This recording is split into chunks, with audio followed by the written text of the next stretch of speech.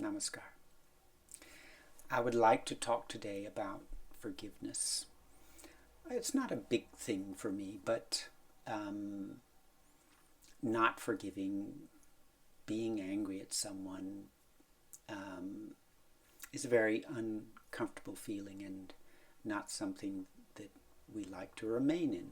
So what's a way out from that pain of anger and irritation and forgiveness?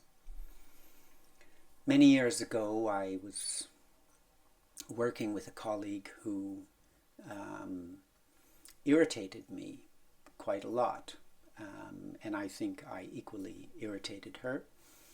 And she was smart, creative, in many ways a good person to work with. But we just had this thing that produced conflict.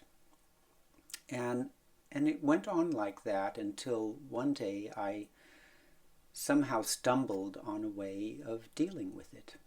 And what I would do was say to myself, she is a fool, but she is a child of the divine. God loves her.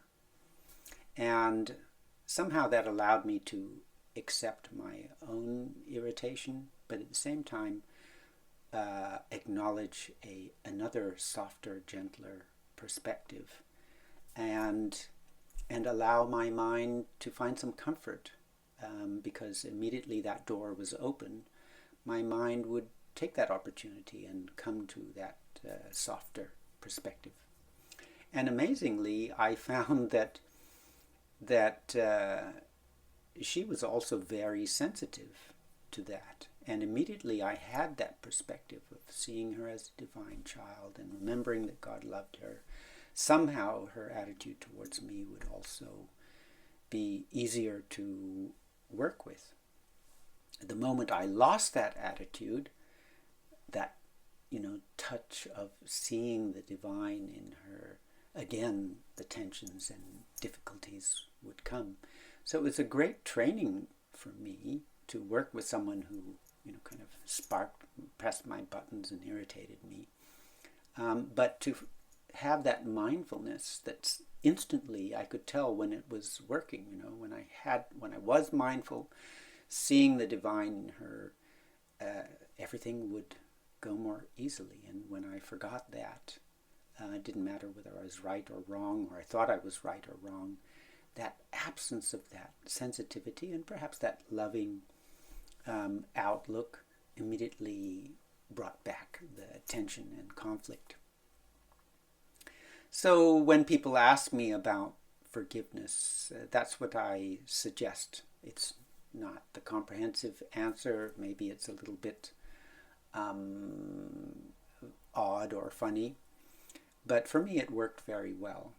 So when you're in a state of tension, of anger or irritation or lack of forgiveness, try it. This person is a fool, but God loves him. God loves her. It's been a while since I have thought about that, but recently it came back to me when, for some reason, I don't know how, it occurred to me that I have used that little phrase very effectively when dealing with others, but not with myself. And when I think about it, probably the person who I'm angry at, get irritated with, or don't forgive the most is not other people but myself. And it just popped in my brain, why don't I try that solution for me? So the next time, or at that time when I just tried saying to myself, well, you're a fool, but God loves you. And I think I broke out laughing at the time. And whenever I say that these days, if not a laugh, at least a smile.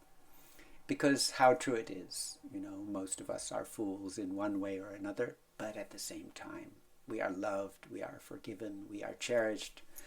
And that makes all the difference. And it enables you to laugh at yourself and be loved and be forgiven, and to get on with being a better person or doing things better next time, which is very difficult to do if you can't forgive yourself or you can't love yourself.